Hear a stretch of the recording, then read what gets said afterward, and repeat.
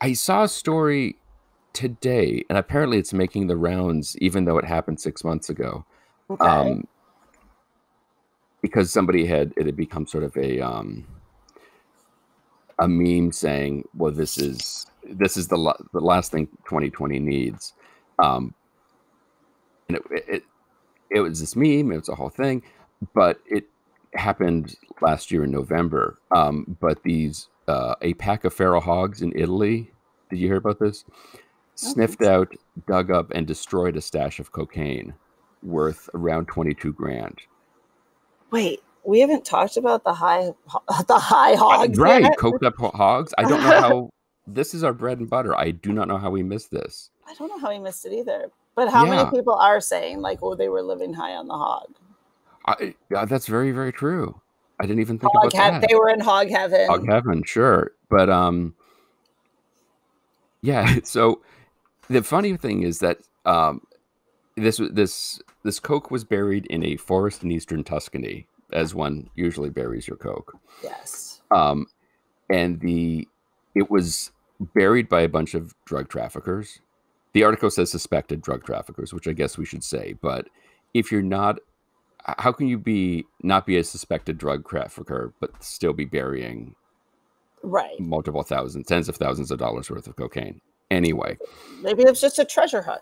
right. So, oh, that'd be quite the treasure hunt. Maybe it's a pirate. Yeah. Oh, that's a lot of pieces of eight. But the way the police found out about this, and this is almost the best part.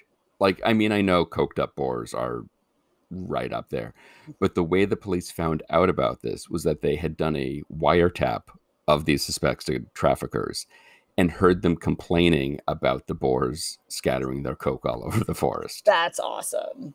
So you can't yeah, it's you can't you can't fault the hogs, but certainly they deserve a little tip of the cap, I guess. Right. And it's hard to say. They don't know how many hogs took in the coke binge, partook in this coke binge, uh, and they don't say how they reacted. And apparently, these hogs are becoming a increasing nuisance in Italy. I can only imagine that increasing since everybody went home. Right. Right. I would assume. Is it just the hogs in general are a nuisance, or specifically like the coke hogs Coked are a up hogs. nuisance? I mean, I don't want to speak for the police. You know that. But I feel like maybe both, you know? All right. Yeah, that's true. I mean, I think maybe in general, there's probably more feral hogs than coked up hogs.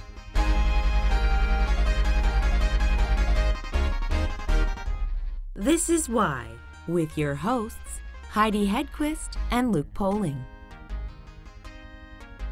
I don't know if there's just some sort of feral hog / boar discotheque.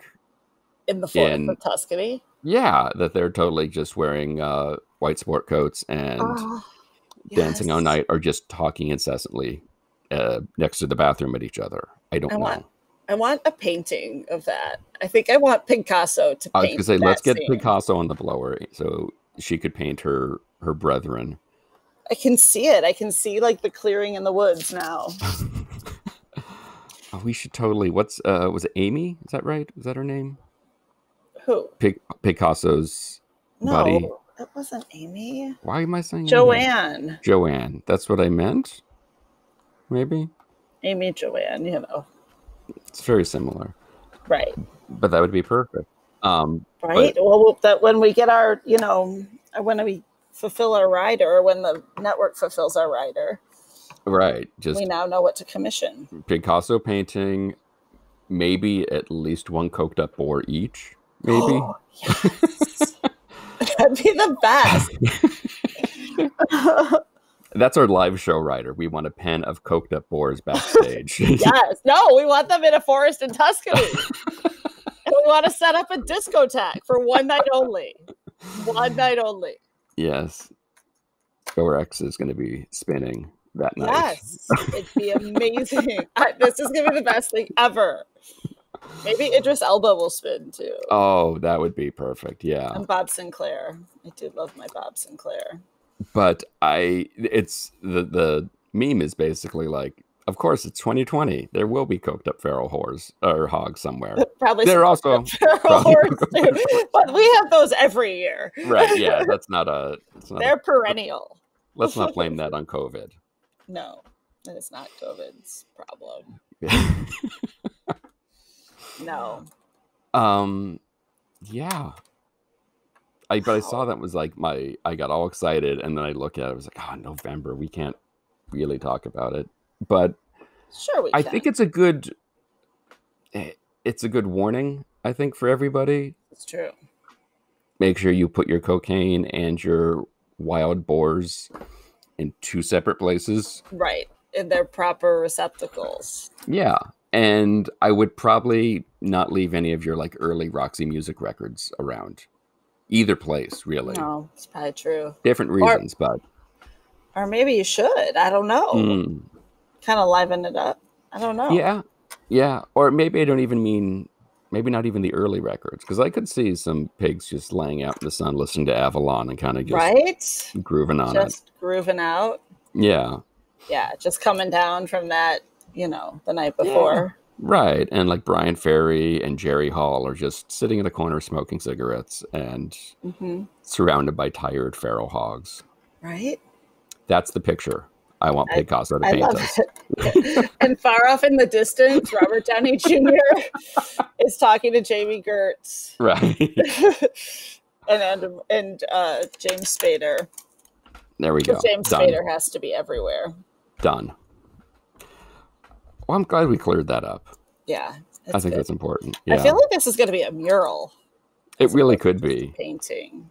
When we open our offices, the world headquarters is going to be that when you walk in. Yes, right there, front and center. And if you don't get it, then you can't come in. Your meeting is canceled. We don't want you. Meeting is canceled. The obvious question for something like this would be like, oh, when did you first eat pizza? But I'm probably guessing you can't go back that far, and neither could anybody. What was your favorite growing up? What was the one where you're like, oh, this is something special and unique and lovely? Well, my favorite growing up wasn't special and unique at all, but it was lovely. It was almost indistinguishable from the other 6 pizzerias in my little 4 square mile suburban New Jersey town. But the difference was that it was the place that had those really cool, like, wooden tabletops with those kind of plastic seats. You know what I'm talking about? Yeah. Which very well. I've since then become quite obsessed with the ply mold contour booths, as they're known, and actually just got an offer from a pizzeria that's remodeling that they all know that I want one. So one of them called me up and they're like, hey, we're finally going to remodel. It's yours. So I remember that pizzeria had those booths. It had the gumball and bouncy ball machine for a quarter. And it had this lady, Gina, behind the counter making the pizza while the cigarette's hanging out of her mouth. And it was like the whole vibe of the whole place. The fact that you get a slice and a soda for $1.50, and that it was in the middle of the downtown from where I grew up. So it wasn't even the pizza itself. Everything I'm describing to you is about the aura around the place, which I think is at least as significant as the food. The food was like the bonus. Eating that food made me feel like I was like the feeling that I got from being in the place. So now when I go back, even though they've moved locations, when I eat it, it makes me think about the old place. It's not about the pizza. The first time I ever had pizza that really blew me away was when I was like an adult. I mean, it was like later in life. Like the first time you ever had like a pizza with fresh mozzarella on it was probably like, wait a second, what's this? You trying to make my pizza fancy? And for me, that's what it is. Same thing. I grew up with normal pizza. Where do you stand on pizza as far as quality goes? Because there is, I grew up with a lot of Elio's pizza for breakfast in the morning. And there is something wonderful and delicious, and it becomes a time machine now when you eat it. But then, like you said, you go to a place with a big wood fire oven, and that's a completely different flavor. And there's something lovely about that. Do you have a bit of I don't want to say snobbishness because that makes it sound like we're judging you, but like, do you see a distinction between those two, or is just pizza pizza? I think as humans, we like definitions and we like to know what the lines are so that we're aware of when we're outside them or when we're doing something wrong or right. I think we have this natural dependence on those lines. And pizza violates those lines. And when it does, that's what offends some people. So if you grow up with pizza being a round 16-inch diameter cut into, let's just say, 6 slices, wall-to-wall cheese, then when you see another version of it, part of you thinks that it's wrong. Like if you were to go to Naples, Italy, and have a pizza there, Right. it's soft, it's kind of burnt, but it's also kind of raw. There's not a lot on it. It's soggy in the middle. It has nothing in common with the pizza that I grew up with, yet Right. it's at the birthplace of the food.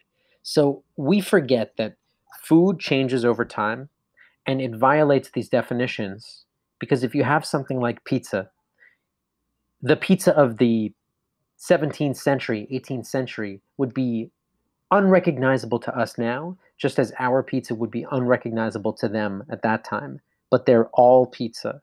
And that's why I think when you ask me about where do I stand with this whole definitions area of the whole deal, Mm-hmm. I think there is no one definition of the food. I think that the high end and the low end are constructs that we've decided on. They're not constructs that have been pushed onto us. So it's all based on your perspective. Something is only different if it's not what you're accustomed to. Nothing in the world is really different. It's just all not what you're accustomed to. So, like for instance, Heidi's from Detroit. The pizza of Detroit, the kind of the indigenous pizza of Detroit, started happening in the 40s, and nobody really knew about it outside of the city until recently. And then suddenly, 5 or 6 years ago, people are freaking out about Detroit style pizza. And at that point, people I know from Detroit say, whoa, whoa, whoa, whoa, whoa, hang on. That's our pizza. And it's not Detroit style. It's just our pizza. Nobody would ever call it that. But to other people, it is someone else's style. Just like New York style. In New York, nobody says, oh, let's go get a slice of New York style pizza. No, it's just pizza. They don't? Okay. Hey, let's get us some New York style pizza. Yeah. You know what I'm saying. Deep Right, dish yes. pizza, thing like it's all, you're using those words to describe something that's beyond what you're accustomed to. So what is it about pizza that makes it such the beloved food? It's like the great unifier. It's got a low bar for entry. It's not expensive. Everybody's got access. It's everywhere. Everybody's got an opinion about it, but nobody's a jerk about their opinion. Really? Sometimes people, yeah, but hold on. Sometimes people act like they're being a jerk about it, but it never gets very far. It's not like religion or politics where, like, look, if you want to say something about your style of pizza and I disagree, at the end of the day, we all know that I can eat whatever I want and you can eat whatever you want. It doesn't really offend anybody else. Seriously. We joke about it.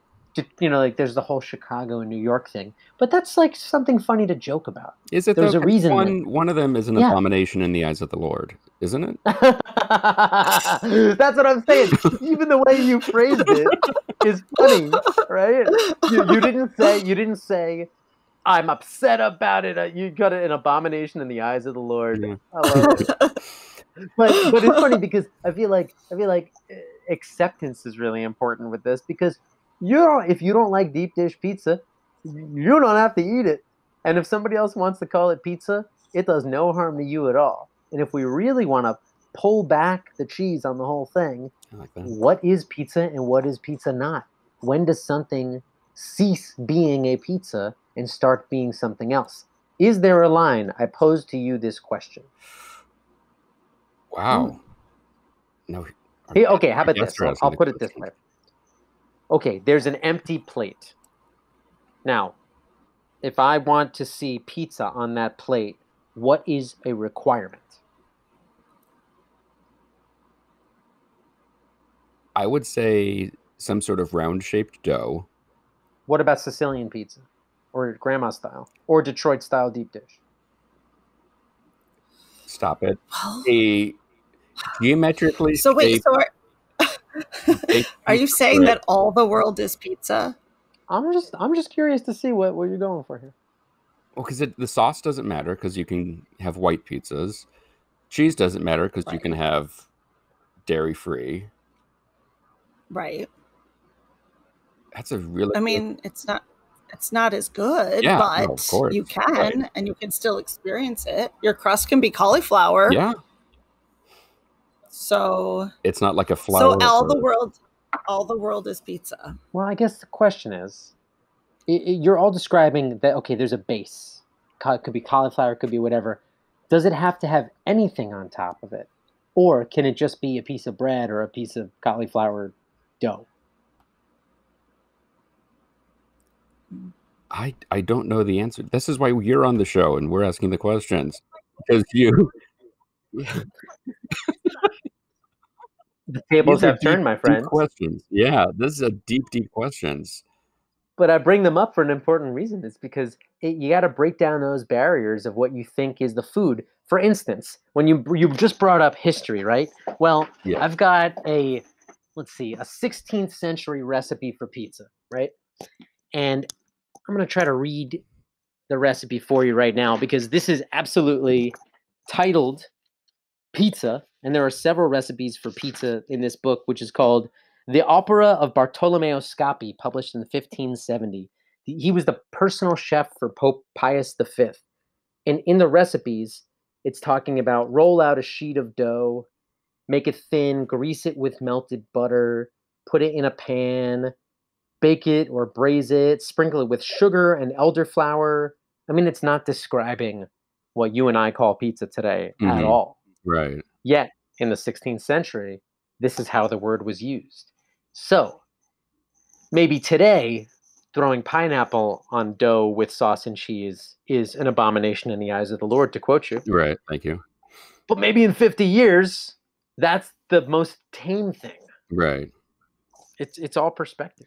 So when did pizza become what we know now, what we consider pizza? Round, maybe some sort of sauce, most likely some sort of cheese. When did that come into creation? Mid to late 18th century. And And that was dough Mhm. with usually lard and some basil Okay. and maybe some grated cheese, some caciocavallo or some pecorino. And the sauce became part of it because Nope. I know it wasn't a pizza that most people consider is not the traditional Italian version, correct? Well, it's an interesting phrase you bring up because even traditional Italian version is a loaded phrase because even though, of course, pizza is from Italy, it's really specifically from Naples, or at least the thing that we call pizza today. But you know what? Having tomato sauce on it was not at the origin. The tomato joins the pizza in the 16th century, but it doesn't really, well, I should say in the 16th century is when it lands in Europe, and it doesn't really become a part of food until the late 17th century. And even then, it's just creeping into things. We know that pizza was getting closer to what we think of it as today in the late 1700s, but that means that it likely happened before that. You know, the evidence comes not on day one. The Right. evidence comes later at some point. So our pizza of today was absolutely in existence by the late 18th century. Okay. Well, this is exhausting. Let's skip ahead. I have never heard anybody say that in an interview. But it's a topic that clearly we could discuss for hours and hours. And I mean, if you're exhausted, you could You just are take a well seat. versed. Heidi's not exhausted. Yeah. I'm not exhausted. Okay, let me rephrase that then.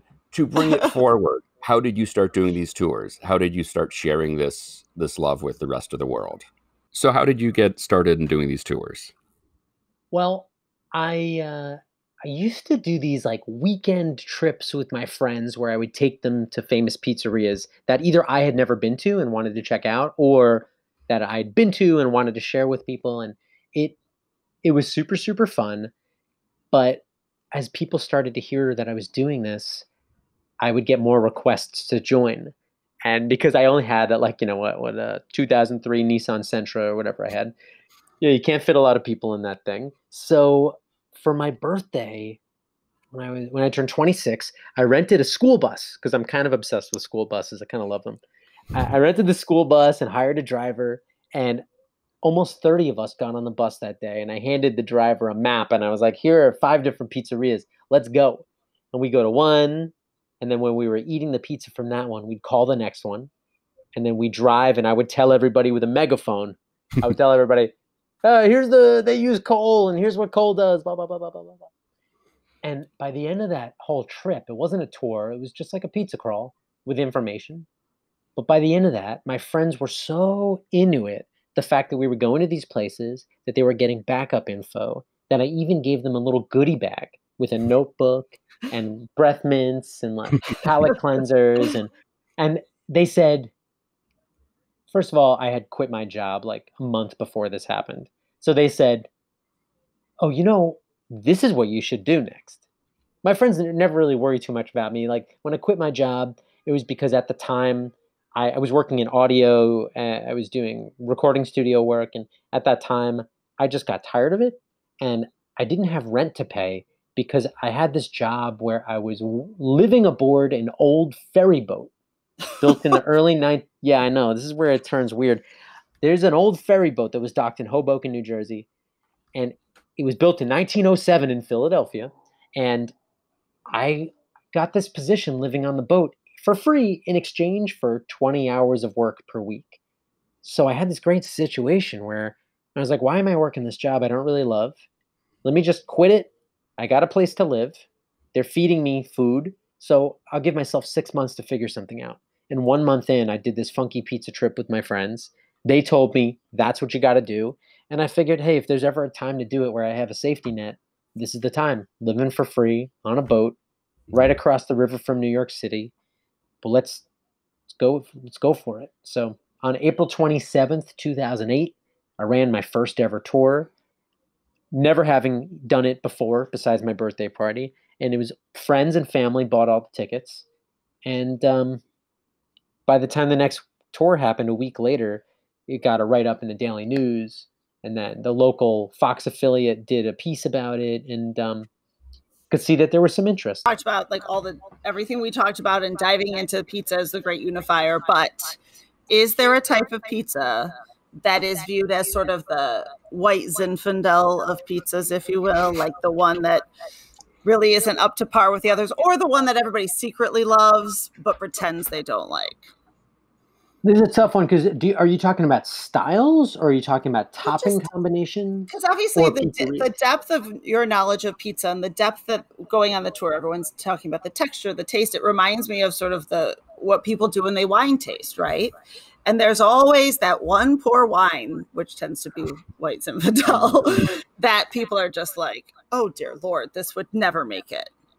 Or is pizza just always good? Well, on the tour, I'm not going to ever take anybody to a place that I know is going to be mediocre. And so there's never really a stop there's going to be a letdown, because the whole point of the tour is that I'm not so concerned with 32 different people and their specific opinions. I'm more concerned with a successful tour would be that they understand why each of these different styles exists and what they're trying to achieve. So in the beginning of the tour, they see the word Pizza and they think one thing. And by the end of the tour, I want them to think about a rainbow rather than a single color.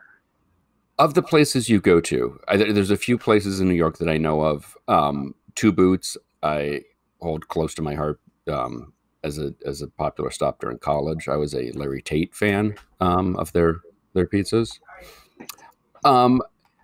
Where is the original famous Ray's, and why is Ray's so famous? So the question really should be, where was the original famous Ray's? Because it's not there anymore. So the way that it happened was On June 24th of 1959, the Cuomo brothers, Joe and Ralph, opened up a pizzeria at 27 Prince Street, which was the first pizzeria in Manhattan with the name Ray in the title. But since you asked, where's the first original famous whatever, Right. we got to go deeper because those guys opened up a second location in the Upper East Side that they immediately sold in 1964 to another guy who renamed it Original Ray's, even though it clearly wasn't the original Ray's. Then one of his employees moved out, opened up a place on 6th Avenue and 11th Street that he called Famous Ray's. So then the original Ray's guys, as in the one who opened the second one, Right. he renamed his Famous Original Ray's. And it was the one on 9th Avenue and 23rd Street, which was the first that was called Famous Original Ray's. And I'm looking around my office right now because somewhere behind a bunch of boxes in the corner are two of the original tables from that location. Wow. But it goes deeper. Okay. Because even though 1959 was the establishment of the first Ray's in Manhattan, there was one 2 years prior to that, located at 424 Avenue P in Brooklyn, at P and East 2nd Street. I'm currently about maybe 2 miles away from that spot. It doesn't exist anymore. But really, if we want to talk about what was the first pizzeria in New York City with the name Ray, it would have been that one, which has been forgotten and is unrelated to any of the other Rays. Wow. You've done your work. You've done your research. It's so important to me because, look, if you say you're going to do a tour about pizza, Well, you got to have all the answers. Yeah, and especially like me, I was in my mid-20s, scrappy kid. I'm going to get all these people who know way more than I do. So I just got to make sure to do my fact research and not fight anybody on opinion. Right. Because the tour is not about opinion, it's about fact. So that's why, to me, it's so thrilling to be able to deal with like things like that. Like which was the Ray's pizza that was the first one? That's information that I don't care to talk about. Was it good or not? For more information or to sign up for a tour when they start again, you can check out scottspizzatours.com. And even though they're not touring right now, they are still offering virtual classes 5 days a week where you can learn about pizza history or even take a pizza making class. Scott also has a charity called Slice Out Hunger that is dedicated to donating pizzas to healthcare workers across the country, making sure they get fed while they're helping everyone else out. To date, they have delivered 27,000 pizzas. And if you want to help out and donate some money, you can check them out. Their website is sliceouthunger.org. Be sure to follow Why the Podcast on Facebook, Instagram, and Twitter, and check out our YouTube channel for some additional great Why content. If you're so inclined, please leave us a review and let us know how we're doing. Today's show is produced by myself and Heidi Hedquist. Our reluctant executive producers are John Sauvé and Sandy Stone. Our graphic designer is Samantha Mustonen. Our intern is Randy Jeanette. The theme song was performed by the Electrosyntho-Magnetic Polyphonic Orchestra. This one's for Philippe. Thanks for joining us. Flash, we're coming home.